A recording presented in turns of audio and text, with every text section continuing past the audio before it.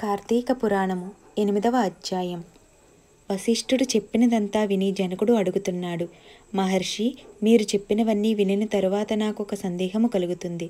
వర్ణ సాంకర్యాది మహాపాపాలను చేసిన దుర్జనులు వేదత్రయోక్తాలైన ప్రాయశ్చిత్తాలను చేసుకునిదే పరిశుద్ధులు కారు అని సమస్త ధర్మశాస్త్రాల్లో ఘోషిస్తుండగా కేవలం కార్తీక వ్రతాచరణ ధర్మలేశము చేతనే సమస్త పాపాలు హరించుకుని పోయి వైకుంఠాన్ని పొందుతారని చెప్పడంలో మర్మమేమిటి?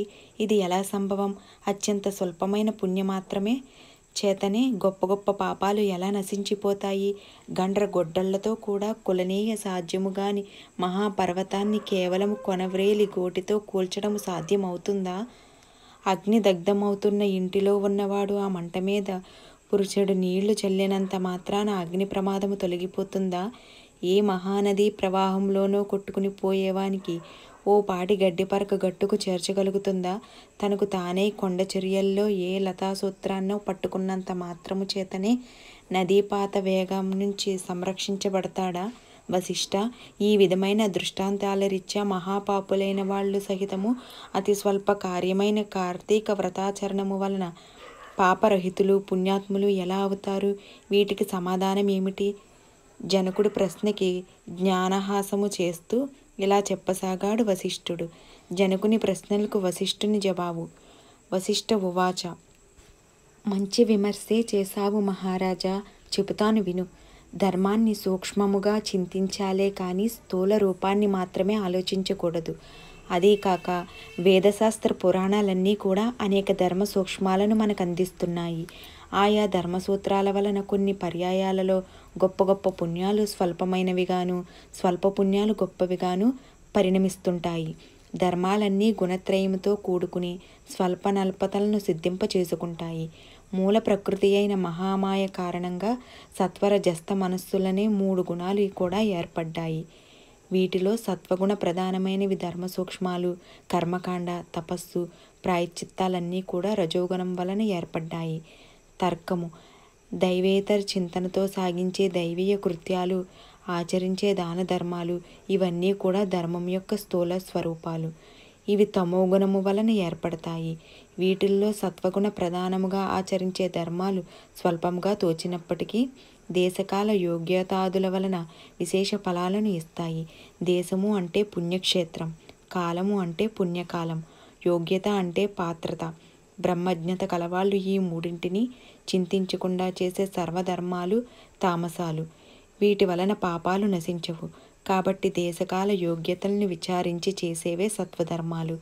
వీటిలో కొన్ని సమకూడి కొన్ని సమకూడక జరిపేని రజోగుణ ధర్మాలని వేరే చెప్పనక్కర్లేదు కదా. జనకరాజా, అన్నిటికీ కర్మమే మూలము. ఎవరి కర్మను బట్టి వారి ఫలితాలుంటాయి. అయినప్పటికీ మనిషికి జ్ఞానము అనేది ఉన్నందువలన ఆచరించే ధర్మాలను పై మూడింటితో పోల్చుకుని ప్రయత్నపూర్వకముగానైనా ఆచరించాలి. ఈ విధంగా 3 కలిసి వచ్చినప్పుడు ఆచరించిన ధర్మము అక్షయ ఫలితాన్నిస్తుంది.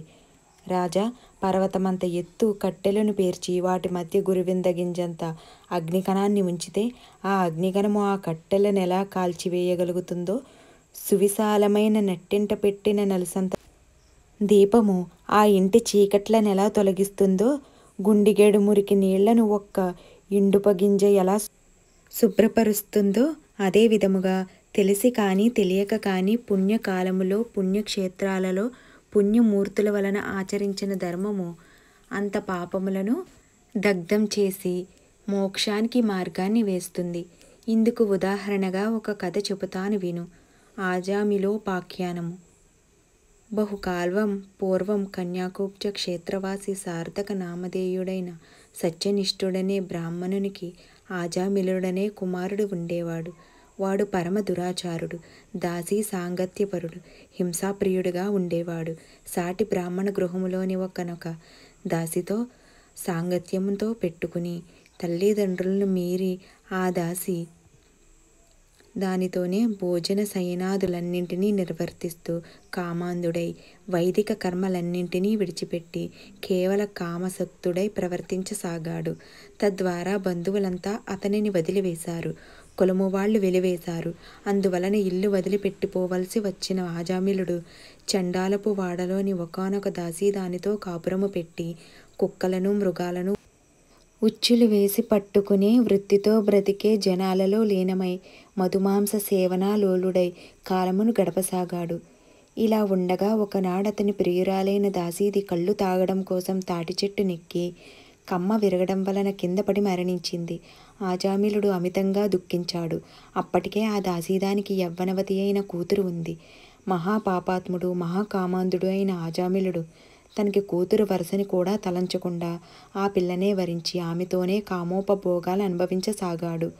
కాముకుడైన ఆజామిలుడు తన కూతురి అందే అనేక మంది బిడ్డలను పొందాడు. కానీ వాళ్ళందరూ కూడా పసికందులుగా కడతేరిపోగా కడగా పుట్టి మిగిలిన బిడ్డకు నారాయణ అని నామకరణం చేసి అత్యధిక ప్రేమతో పెంచుకోసాగాడు. తాను తింటున్నా నిద్రిస్తున్నా ఏం చేస్తున్నా సరే సతతం అతనినే స్మరించుకుంటూ నారాయణ నారాయణ అని పిలుచుకుంటూ ఉండేవాడు. కాలము గడిచి ఆజామిలుడు కాలం చేసే సమయము ఆసన్నమైంది. అతడిలోని జీవుని తీసుకుని పోయేందుకు ఎర్రని గడ్డములు మీసములు కలిగి చేత దండ పాసములు ధరించిన భయంకర రూపులైన యమదూతలు వచ్చారు. వారిని చూస్తూనే గడగడలాడిపోయిన ఆజామిలుడు ఆ ప్రాణవసాన వేళ కూడా పుస్త్ర వాత్సల్యాన్ని విరమించుకోలేక ఎక్కడ దూరముగా స్నేహితులతో ఆటపాటల్లో మునిగి ఉన్న కుమారుని కోసమై నారాయణ ఓ నారాయణ తండ్రి నారాయణ అంటూ పలుమార్లు పిలవసాగాడు. ఆ పిలుపు అతని కొడుకుకు వినబడలేదు. అతను రానులేదు. కానీ చేరువకు వచ్చిన యమదూతలు ఆ నారాయణ నామస్మరణను విని వెనుకకు జంకారు. అదే సమయంలో అక్కడకు ఆవిష్కృతులైన విష్ణుదూతలు ఓ యమదూతలారా అడ్డు తొలగండి. ఇతడు మాచే తీసుకుని పోబడదగినవాడే కానీ మీరు తీసుకుని వెళ్ళదగినవాడు కాదు అని హెచ్చరించారు. వికసిత పద్మాల వలె విశాలమైన నేత్రాలు కలవాళ్ళు పద్మమాలాంబర వసులను అయిన ఆ పవిత్ర విష్ణు పారిషాదులను చూసి వేంబ్రాతులైన యమదూతలు అయ్యా మీరెవరు? యక్ష గంధర్వ సిద్ధ చారణ కిన్నెర విద్యాధరులలో ఏ తెగకు చెందినవారు? మా ప్రభువైన యమధర్మరాజు మాకు విధించిన ధర్మము రీత్యా తీసుకుని వెళ్ళనున్న ఈ జీవుణ్ణి మీరెందుకు తీసుకుని వెళ్తున్నారు అని అడగడంతో విష్ణుదూతలు ఇలా చెప్పసాగారు. ఏవం శ్రీ స్కాంద పురాణాంతర్గత కార్తీక మహత్యమందలి 8వ అధ్యాయం సంపూర్ణం.